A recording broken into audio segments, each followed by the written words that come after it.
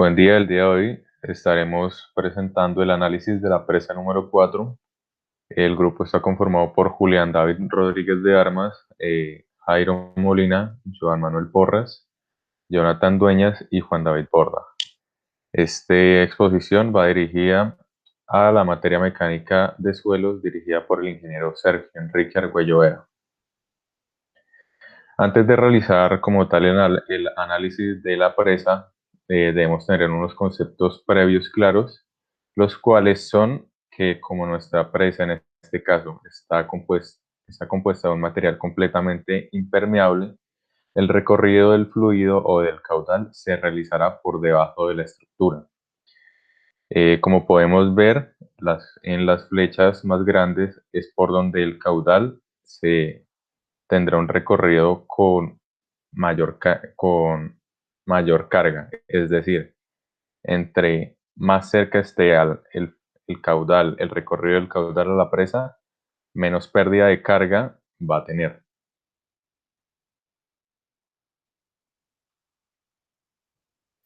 Redes de flujo. Principalmente la red de flujo de una presa está definida por ND y NF. ND, que son las líneas equipotenciales, y NF, que son las líneas de flujo. ND son las que se dibujan de manera perpendicular a las líneas de flujo. Estas representan la carga de energía sobre todo los puntos que forman la línea. NF, las líneas de flujo, son las que se dibujan de manera horizontal, es decir, las que comunican aguas arriba y aguas abajo de una presa.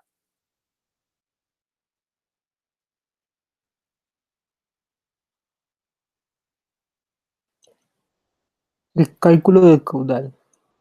Primero, para calcular el caudal, debemos definir ciertos parámetros que los obtendremos después de analizar la presa dibujada en GeoStudio. Entonces, después de analizar la presa, tenemos que 17 son líneas equipotenciales, es decir, las que están horizontalmente.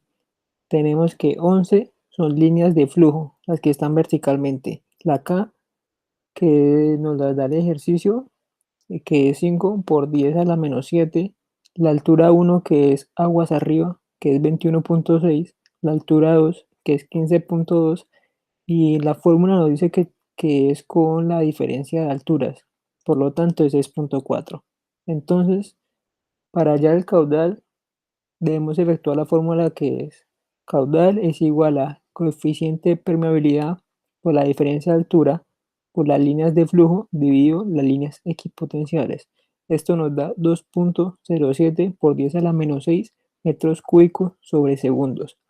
En el inciso C del problema nos dice que debemos multiplicar el caudal por un ancho de 40. Esto nos da 8.28 por 10 a la menos 5 metros cúbicos sobre segundos. Entonces, podemos concluir que el caudal es directamente proporcional a las líneas de flujo y es inversamente proporcional a las líneas equipotenciales.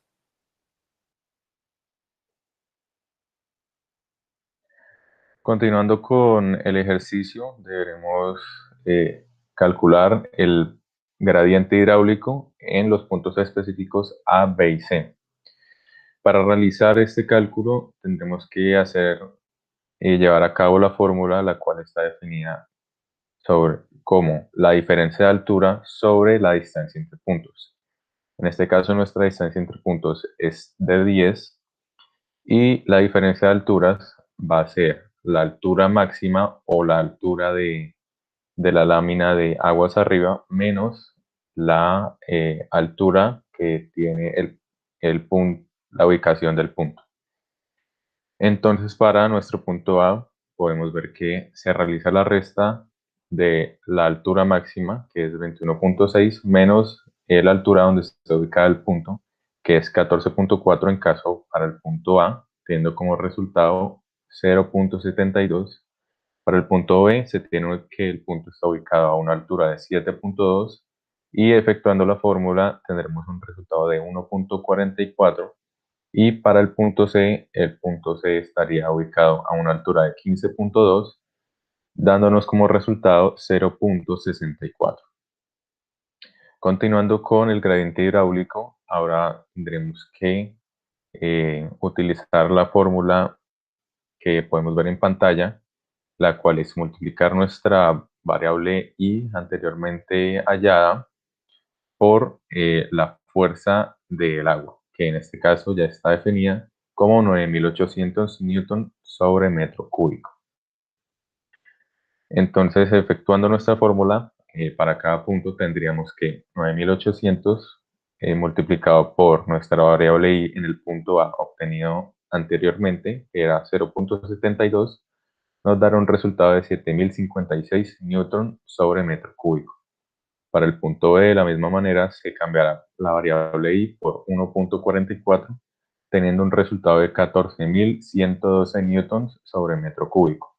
Y para el punto C se cambiará por el resultado en I, que fue de 0.64, teniendo un resultado de 6.272 newtons sobre metro cúbico.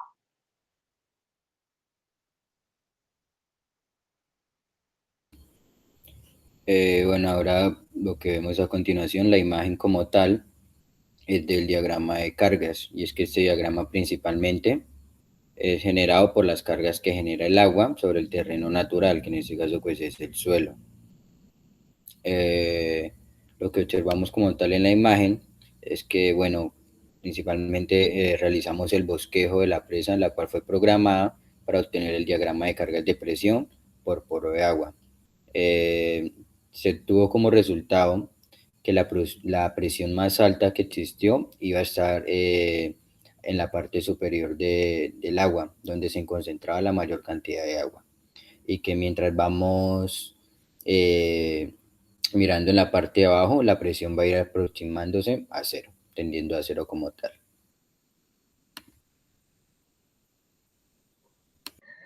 Teniendo una vista general del diagrama de flujos, entonces podemos ver las líneas equipotenciales y las líneas de flujo. Podemos ver que la distancia del suelo a la lámina de agua en aguas arriba es una distancia de 7.2, y la distancia del suelo a la lámina de agua en aguas abajo es de 0.8 metros. Ahora, para nuestra vista general del diagrama de presiones, en este caso, viendo el diagrama de presión por poro de agua, para este se programó en el software definiendo diferentes sectores de la presa, por decirlo así. Entonces, se definieron los sectores de impermeabilidad, los cuales eran los límites de la presa y la base de los límites de la presa y los límites del suelo, el cual iba a ser estudiado. También se definió el sector de aguas arriba y el sector de aguas abajo. Después de hacer correr el programa, se obtuvo el siguiente gráfico en kilopascales. Del mismo modo, se realizó el diagrama de deformaciones por esfuerzo en Y, es decir, que se tuvieron en cuenta las cargas que efectúa la presa y el agua sobre el terreno en general.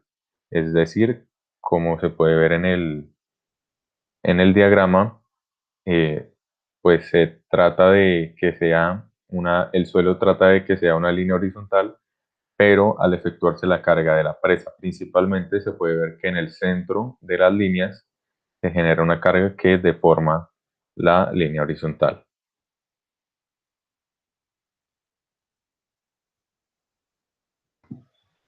Bueno, ya concluyendo con la exposición, vamos a dar como las partes, a decir las partes más importantes, teniendo en cuenta todos los estudios que se realizaron, todos los cálculos que tuvimos que realizar.